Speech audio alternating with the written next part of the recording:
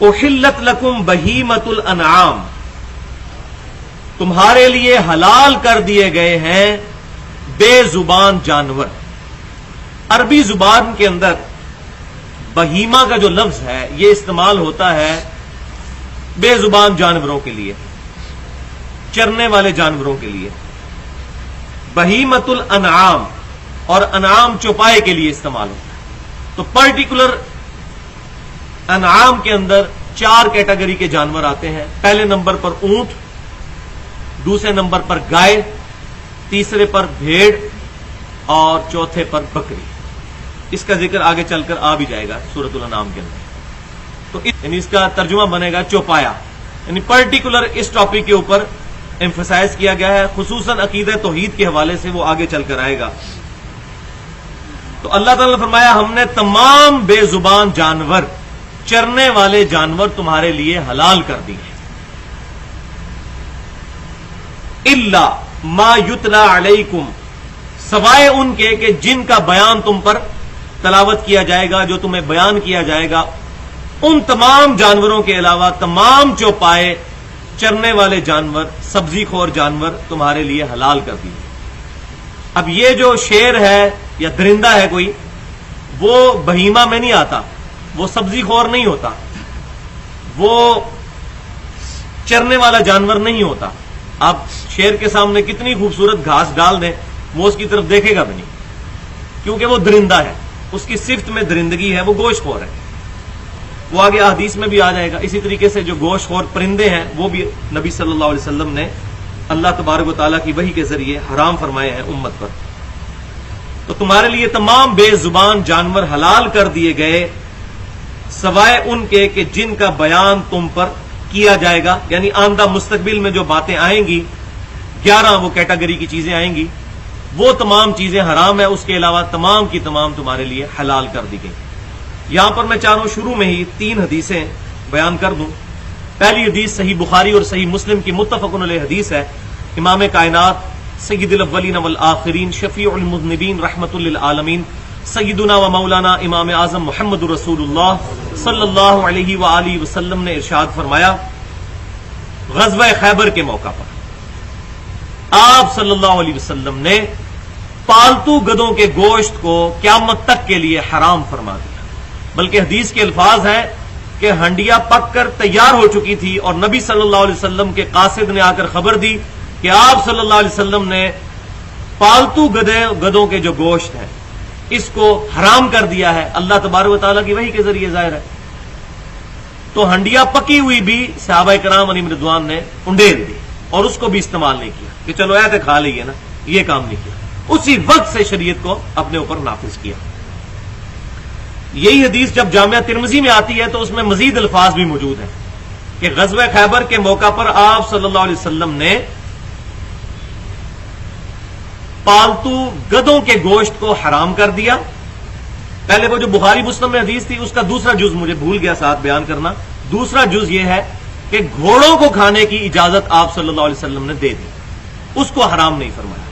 اور یہ بھی مسکنسیپشن ہے ہمارے سب کانٹیننٹ میں، ورنہ کسی بھی فقہ کے اندر گھوڑے کا گوشت حرام نہیں ہے۔ ایون امام ابو حنیفہ رحمۃ اللہ علیہ کی طرف جو منسوب ہے فقہ حنفی، اس میں بھی گھوڑے کا گوشت حلال ہے۔ وہ صرف یہ کہتے ہیں کہ چونکہ یہ جہاد اور قتال میں استعمال ہوتا ہے تو اتنے زیادہ گھوڑے ذبح نہ کر لیے جائیں کہ جہاد کے لیے وہ اویلیبل نہ ہو، بس اس سے زیادہ انہوں نے بات نہیں کی۔ لیکن ہمارے یہاں پر معاشرے میں ایک مسکنسیپشن ہے جس کی وجہ سے گھوڑے کے گوشت کو حرام سمجھا جاتا ہے، اور یہ پاکستان کے اندر بیماری ہے۔ چائنا میں گیا ہوں، چائنا کے اندر مسلمان، حالانکہ حنفی مسلمان ہے، گھوڑے کا گوشت کھاتے ہیں۔ ترکی سارے کا سارا حنفی ہے، گھوڑے کا گوشت ریسٹورینٹس کے اندر پکتا ہے۔ لیکن یہاں پر میں یہ نہیں کہتا یہ کھانا کوئی ضروری ہے، آپ صلی اللہ علیہ وسلم نے بھی کئی حلال چیزیں ہیں جن کو نہیں کھایا۔ گو کا گوشت بخاری اور مسلم کی متفق علیہ حدیث ہے کہ آپ صلی اللہ علیہ وسلم کے سامنے لا کر رکھا گیا تو آپ صلی اللہ علیہ وسلم نے فرمایا یہ ہمارے علاقے کی غذا نہیں، میں اس کو کھاتا نہیں، تو میں منع نہیں کرتا۔ تو ذاتی پسند ناپسند اور چیز ہے، لیکن حلال اور حرام کا فیصلہ نہیں ہوگا ہماری اپنی ذات کے اوپر، وہ شریعت کے احکام۔ تو بخاری اور مسلم کی متفق علیہ حدیث کہ پالتو گدوں کے گوشت کو آپ صلی اللہ علیہ وسلم نے قیامت تک کے لیے حرام فرما دیا اور گھوڑوں کے گوشت کی اجازت دی۔ اور یہی حدیث جب جامعہ ترمذی میں آتی ہے تو اس میں مزید الفاظ ہیں کہ آپ صلی اللہ علیہ وسلم نے خچروں کے گوشت کو بھی حرام کر دیا. اسی طریقے سے آپ صلی اللہ علیہ وسلم نے درندوں کے گوشت کو بھی حرام کر دیا اور ان پرندوں کے گوشت کو بھی جو گوشت خور ہے پرندے، جیسے یہ چیل ہے، کوا ہے، باز ہے، اس طرح کے. اب مرغی جو ہے یہ گوشت خور نہیں ہے، یہ سبزی خور ہے، یہ دانے کھانے والی، تو یہ حلال ہے. تو شریعت میں کیٹاگریز بتا دی جاتی ہیں، باقی چیزیں تمام اس میں فال کرتی ہیں. یہ نہیں ہوتا کہ ایک ایک چیز بیان کرنی. مثلا آج کے دور پہ کینگرو ہے جس طرح. اب کینگرو جو ہے وہ تو ہمارے پہلے 300 سال کے مسلمانوں کے خواب میں بھی نہیں یہ بات آئی ہوگی کہ کینگرو بھی کوئی جانور ہے. یہ چیزیں بعد میں پتہ چلی ہیں.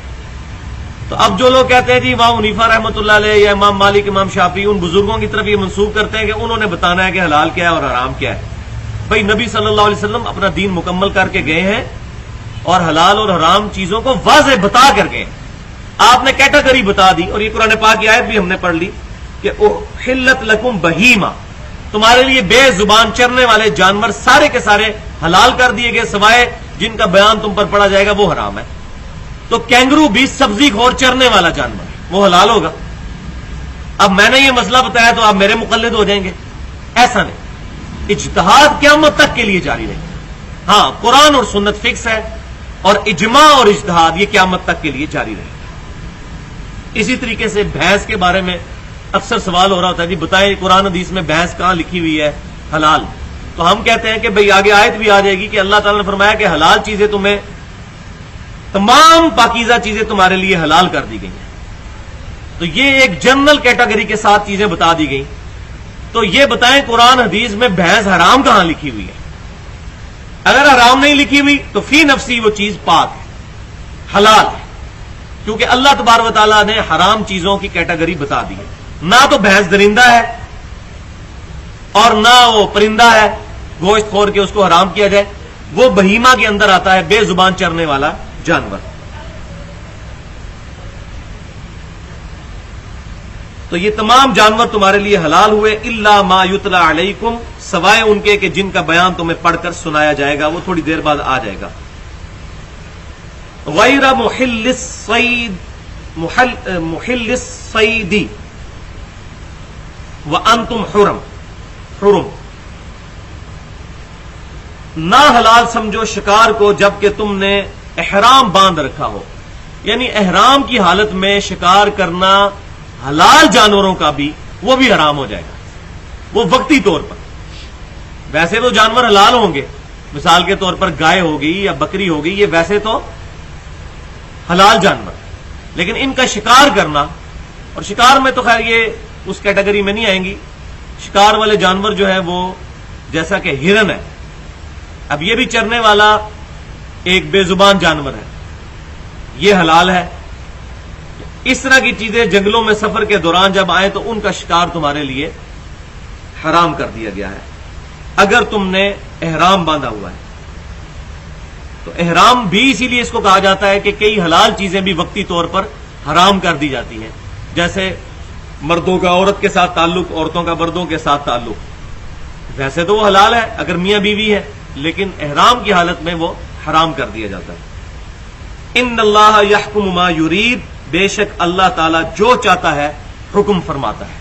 اب اس ایک جملے کے اندر اللہ تبارک و تعالیٰ نے شریعت کی روح بیان کر دیا کہ یہ عقل بعد میں لڑا لینا. پہلی بات یہ ہے کہ جب اللہ کو مان لیا، اب جو بھی بات اللہ تعالیٰ کی طرف سے ارشاد ہوگی اس کو اسی طریقے سے ماننا ہوگا. یہ اللہ کی مرضی ہے، کسی چیز کو حلال قرار دے، کسی چیز کو حرام قرار دے. تمہیں اس کی حکمت نہ بھی پتہ چلے تب بھی اس کو حلال سمجھنا ہے اور حرام کو حرام سمجھنا ہے.